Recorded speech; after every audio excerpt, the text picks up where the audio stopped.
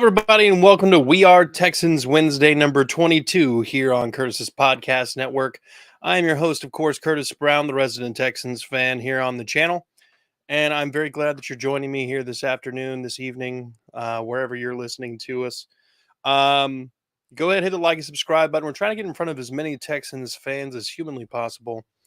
And we're trying to grow, so hit the like, subscribe button. Share us. Let's get it. First things first, trade news. The Arizona Cardinals are completely trying to implode this season. What Duval's finest showing his Duval's finest out here. The Arizona Cardinals have traded Isaiah Simmons to the Giants, which is, not really anything comparing or that deals with us, but they did trade Josh Jones, an offensive tackle, to the Texans in exchange for, and a seventh in exchange for a fifth-round draft pick. So they're trying to address some offensive line depth issues with Titus Howard breaking his hand and requiring hand surgery. Some people are saying he's going to be missing significant time. And that's why this Josh Jones thing has gone down. We shall see. The news around the Texans building, from what I've watched and heard D'Amico Ryans say in press conferences, they're saying that he'll be ready sooner rather than later, but I don't know. Conflicting reports. I do think that this Josh Jones trade is very interesting. Josh Jones is a University of Houston graduate. He is a Houston native. So it continues the trend of Caserio trying to bring in hometown dudes. And I think there's something to that. They usually try to play well in front of their home audience because they're playing for their home. Titan Fox, what's up, baby boy? Arizona's intentionally tanking by all evidence. Glad we got D-Hop without even having to trade anything. Yeah, you guys walked into it. He chose you guys the best option probably to be the clear-cut number one, other than going, somewhere where he would have been battling time with Stephon Diggs or something. But the Cardinals are imploding. They're going to be looking rough this year. Kyler Murray's not going to be playing. So I wonder what other players they have that might be on the move, with Isaiah Simmons being a former first-round draft pick going for a seventh-round draft pick.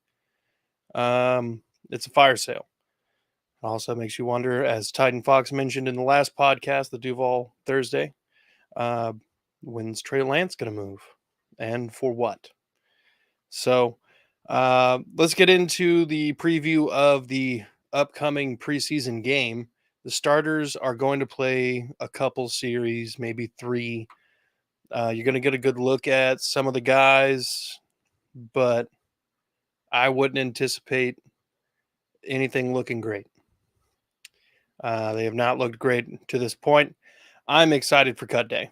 I am excited to get some of these guys who have been scrubbing it up on the offensive line to get out of here, but with all the injury issues that we've had already, it's going to be rough. The offensive line depth issues are going to be an issue for the rest of the season. Trade CJ Stroud for Arizona's first rounder, and you'll have a first overall next year. Number one, nah. Look, as much as I am the first to bang the table about Ohio State quarterbacks and all that other stuff, I do think CJ Stroud could be the guy over time. It's going to take a fair amount of learning the position to a new level. That it's going to be a rough 3 or 4 years. CJ's never really been asked to do much of,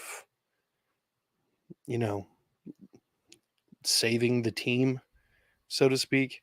It's always been like, all right, let's get the ball into the hands of our playmakers. And now he's being asked to be the playmaker. So we'll see how that goes. But the offensive line depth issues are going to be such an issue that I think at some point Texans fans will be having the conversation of, Is it worth him being out there or not? Yes, the experience is going to be nice, but with the offensive line issues, the depth being a massive question mark, um, it might be something that we entertain is letting Davis Mills play the season, Case Keenum play, whoever, just because there's not much around him. We're still sitting here talking about the same group of wide receivers that we did last year, with the exception of the ones who were injured or sick. We're still hoping that some of these guys are going to turn into something. We've got a couple new guys in the room that are, bringing some sparks. I'm not holding my breath. We're going to have to see how this all works out. I imagine that only a couple of the guys who are on the roster today will be on the roster in 2 years. Um, but we shall see, won't we? I think he'll be better. Titan Fox says, I think he'll be better if he sits behind Mills this year. That's me being honest. You got Bobby Trees, who's coming off of his worst year as a starter, a top end starter, I guess, where he played most of the games and barely, I don't even think he got 500 yards. So it's not like we're hoping for the best there. I mean, we're hoping he plays well, but we're not putting a lot of eggs in that basket. They did pay him a fair amount, but that doesn't mean much. We shall see, though. Um, and of course, D'Amico Ryans is keeping it very close to the vest about who the starting quarterback will be against Baltimore week 1. And that could be strategic. It could be that they don't know. It could be that this preseason was an audition of sorts to see if CJ Stroud is ready to go week 1. To me, if you have questions about it, you don't start him. And if you don't have questions about it, you go for it. But the sit start dilemma, I feel like the best way to work it out is this: is your quarterback in question what is considered a generational talent? Is he an Andrew Luck, a Trevor Lawrence, I'm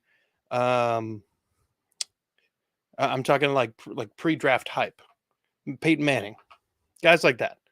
If he's considered one of those things, you immediately start him. If he's not, you let him sit, digest the game, and learn. Know what I mean? I think there's more than a few examples of quarterbacks who have sat and become very, very good quarterbacks in this league.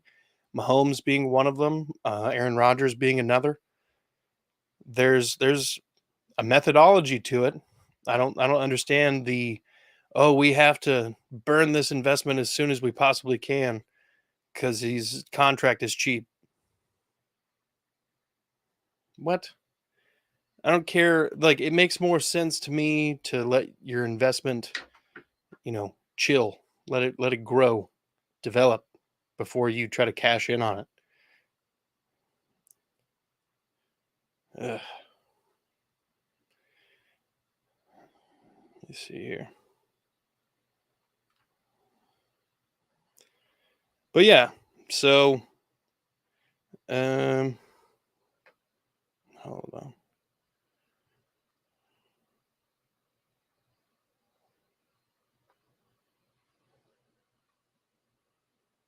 Sorry, I'm sharing things to a group chat, folks.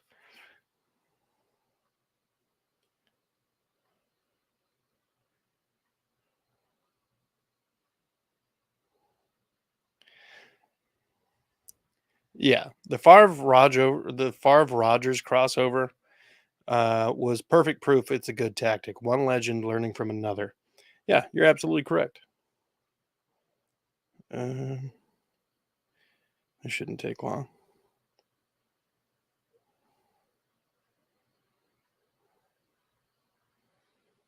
Shoo-ba-doo-beep.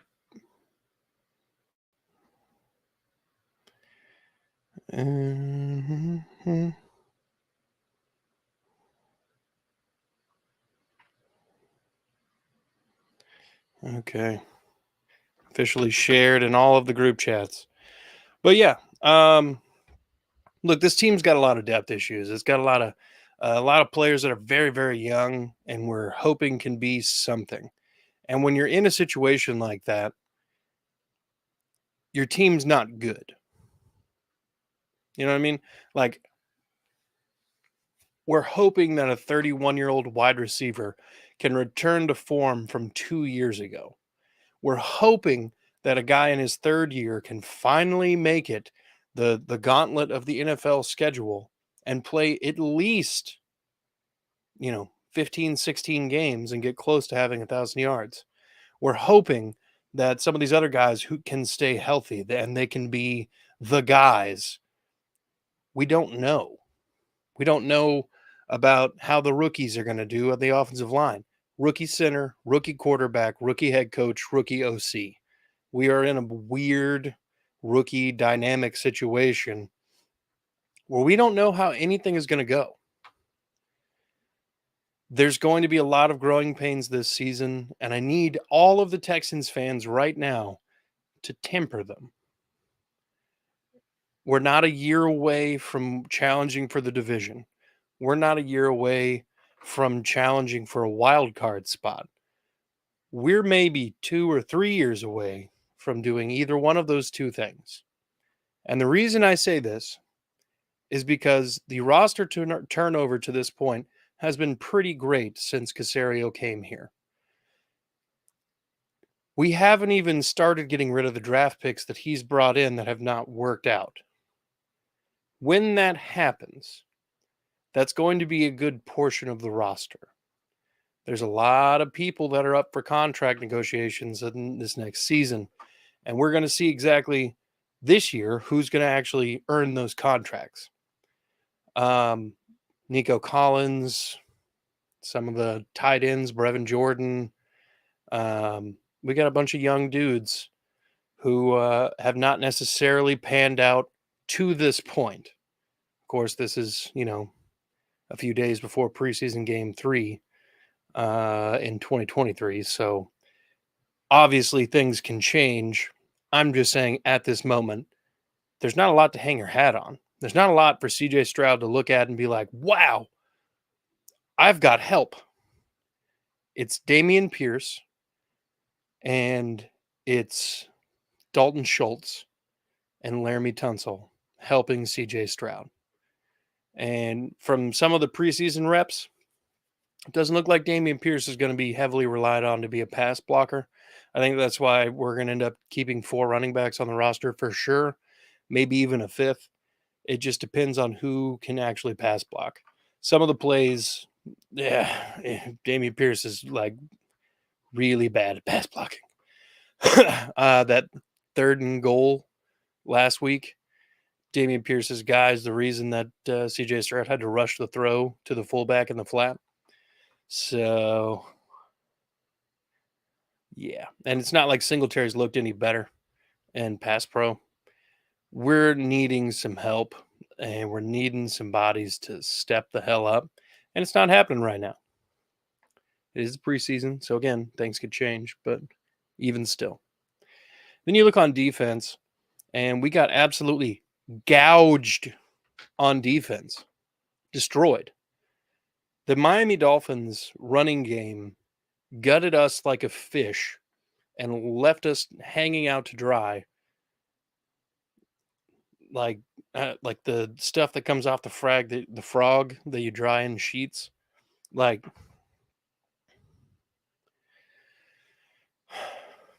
that was against the starters. Dude averaged at one point was averaging 11 yards a touch. He also had 4 catches for like 40 yards. It was embarrassing. Skylar Thompson and Tua, after the first drive, very, very sternly whooped the Texans defense. There were a few bright spots.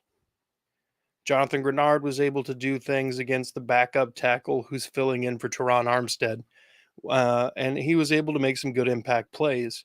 Will Anderson had a tremendous play, blowing up his guy and getting a sack, strip fumble. Will Anderson is every bit worth the draft capital that we've spent so far. Oh yeah, the new system takes a minute to gel. It'll be it'll be a minute. We're going to be looking at probably mid-season before everything is in a rhythm, offense and defense. I'm not saying that these guys are just bad at football. I know, and the ones aren't necessarily all playing together, and that's a thing that needs to be considered. But the linebackers are kind of suspect after Denzel Perryman. Sheldon Rankins is the big run stuffer. Malik Collins, when he's healthy, is pretty solid, but he's not the best run stopper. He definitely helps a lot, but he's not the best. Beyond those two guys, the defensive tackle room is weak. I need I need to feel better about this, and I need to feel better about it soon because I don't want to watch the defense just get run over and run through by everybody again. It is embarrassing. Sign Matt Ioannidis. Sign anybody you can. Cut Lopez, Kurt Heinisch, anybody, Stallworth. They had some good reps here and there. I'm not saying that they haven't, but we need dudes who are consistently able to stop the run. And even though that some of these older guys on the market are older guys, at least that's what they can do.